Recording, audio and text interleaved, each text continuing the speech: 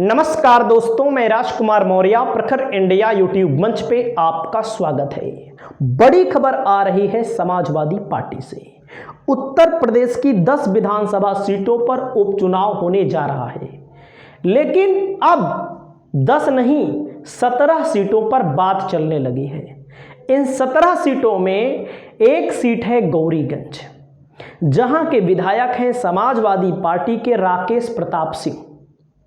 इनके साथ साथ अन्य 7 विधायकों ने दूसरी पार्टी को वोट दे दिया था लोकसभा के चुनाव के पहले राज्यसभा के चुनाव में, और वे लोग भारतीय जनता पार्टी का खुलेआम प्रचार भी कर रहे थे। वैसे तो समाजवादी पार्टी को इनकी सदस्यता को रद्द करने के लिए अपील करनी चाहिए, पत्र लिखना चाहिए। समाजवादी पार्टी ने अभी तक ऐसा कुछ नहीं किया है, लेकिन अब खबरें आने लगी हैं कि अखिलेश यादव का ठंडा पड़ना, ठंडा मतलब अखिलेश यादव कहीं ना कहीं उस मामले पर कुछ नहीं बोल रहे हैं। उधर बीजेपी की तरफ से ज़्यादा बहुत प्रतिक्रिया नहीं आ रही है, क्योंकि बीजेपी को झटका तब लगा जहां जहां के विधायकों ने धोखा दिया, वहां वहां की विधानसभा सीट भी हारे और लोकसभा तो हार ही गए और भारी अंतरों से चुनाव हारे। तो इस चीज को लेकर एक चर्चा है कि इन विधायकों के आने से भारतीय जनता पार्टी का नुकसान है। अब ये विधायक जो हैं बीजेपी के पाले में जा चुके हैं, बीजेपी के साथ जाना चाहते हैं, इसके लिए संगठन मंत्री से मिल रहे हैं, केंद्रीय नेतृत्व से मिल रहे हैं। अब लेकिन अगर इस्तीफा देते हैं तो गौरीगंज सीट का सियासी समीकरण क्या होता है, यहां का जातीय समीकरण क्या है, पूरा हम आपको बताने जा रहे हैं। आपकी जो भी राय होगी आप अपनी राय जरूर दीजिएगा। हकीकत तो यह है दोस्तों, मैं आप एकदम साफ बता दूं, गौरीगंज विधानसभा सीट पर अभी तक ज्यादातर ठाकुर प्रत्याशी ही चुनाव जीता है, जिसका मैं उदाहरण आपके सामने दे सकता हूं, एग्जाम्पल दे सकता हूं, ताकि आप हमारे ऊपर उंगली ना उठा सके। आप यहां पर देख सकते हैं राकेश प्रताप सिंह विनर हैं 6,963 वोटों से। वहीं पर ज्ञान प्रकाश मिश्रा हैं मटियारी बीजेपी से और कांग्रेस के फतेह बहादुर को, और यहां पर जनसत्ता दल भी चुनाव लड़ती है, यानी कि राजा भैया की पार्टी भी यहां पर चुनाव लड़ी थी, 7,000 के करीब वोट पाई थी।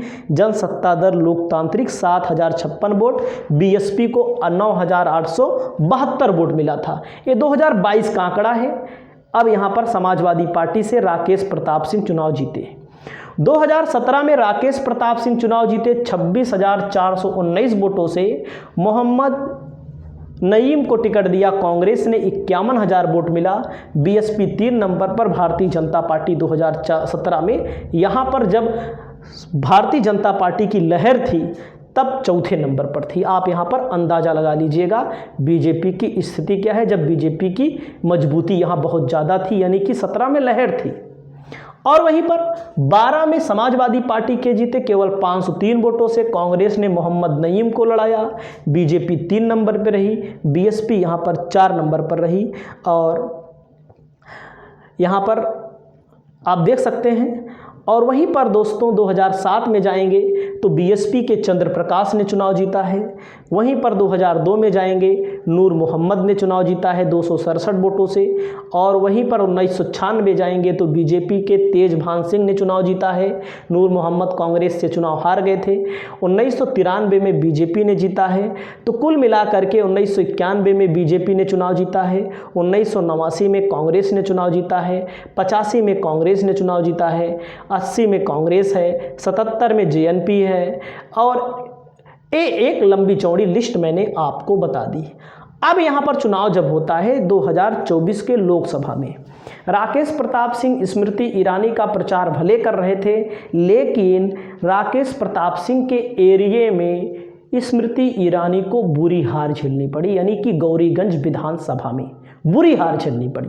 यही एक कड़वा सच है। अगर यहाँ पर एक जातिगत समीकरण का बात देखें जो अनुमानित है, मैं आपको लिख के बताता हूँ दोस्तों। यहाँ पर सबसे ज़्यादा 26% दलित हैं। समाजवादी पार्टी के पास प्रत्याशी की एक बड़ी कमजोरी ये है, यहाँ पर प्रत्याशी की एक कमजोरी है, मांगने वाले टिकट तो बहुत मांगेंगे, क्योंकि अगर कोई नेता लगातार चुनाव जीत रहा है तो कोई भी पार्टी उसी के भरोसे हो जाती है। अब किसी ना किसी को तो लड़ाना है समाजवादी पार्टी को ना। अब यहाँ पर 18% ब्राह्मण हैं, ब्राह्मण मतदाता यहाँ पर भी 18% हैं, और यहाँ पर 11% क्षत्रिय हैं। सोचिएगा, क्षत्रिय 11%, ब्राह्मण 26%, 18%, ब्राह्मण जल्दबाजी में आपको नहीं दिखेगा विधायक, ठाकुर यहाँ पर 11% वाला विधायक रहा। 20% यहाँ मुस्लिम आबादी है। एक परसेंटेज है, आंकड़ा भी मैं आपको दे रहा हूं, एक मोटा मोटा परसेंटेज है मेन वाला। बाकी अगर हम आंकड़ों पर गौर करें तो दलित, जैसा कि मैंने सबसे ज़्यादा बताया, दलित यहाँ पर करीब है 90,000 दलित है। और यहाँ पर ब्राह्मण जो है यहाँ पर 50,000, जो वर्तमान के समय में अधिकतर वोट बैंक बीजेपी के पास जा रहा है। इसमें कोई सच्चाई नहीं है, अगर आप जानते हैं। वहीं पर दोस्तों यहाँ पर यादव जो है लगभग में है, कभी कोई कम ज़्यादा हो सकता है, लगभग 40,000 है। वहीं पर दोस्तों मौर्य यहाँ पर लगभग 15,000 है, 15,000 मौर्य आबादी है। वहीं पर मुसलमान जो समाजवादी पार्टी का बेस वोटर है, कांग्रेस में भी वोट देता रहा है, गौरीगंज विधानसभा सीट पर कांग्रेस ने मुस्लिम प्रत्याशी को भी चुनाव जिताया है, तो मुस्लिम यहाँ पर करीब हैं 40,000। और यहाँ पर जो नाई मतदाता हैं, नाई मतदाता यहाँ पर जो बताए जाते हैं 5,000 हैं। धरिकार